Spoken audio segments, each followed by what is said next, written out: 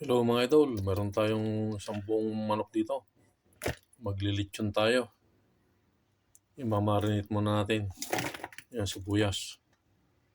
Meron tayong tanglad dito. Yan. Lagyan natin yung tinadtad kong tanglad. Yan. Tinadtad na bawang.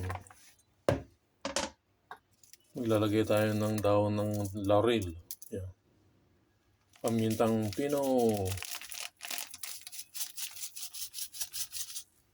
Meron tayong Knorr cubes chicken. Tinunaw ko lang tong Knorr cubes natin. Lagyan natin ng lemon or kalamansi. Oyster sauce. Tuyo. Ihalo natin dito sa ating pagbabaram. Yan. Mikos lang natin guys. Yan.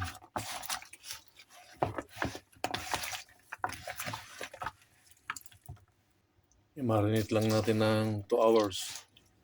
Yan. Ito na mga idol, na-marinate ko na yung ating chicken. At ipapasok natin yung mga sibuyas tsaka tanglad dito sa kanyang sa loob ng kanyang tiyan. Yan. Ilagay na natin dito sa ating air fryer. Yan.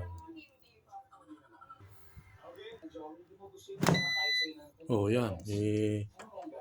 Wala natin. Pindutin natin na 15 minutes. Yan. Balikan natin mamaya guys. Luto na ang ating na air fryer na buong manok. Ayan na guys Yan. Yan. Pwedeng pampulutan, pwedeng pangulam. Champion!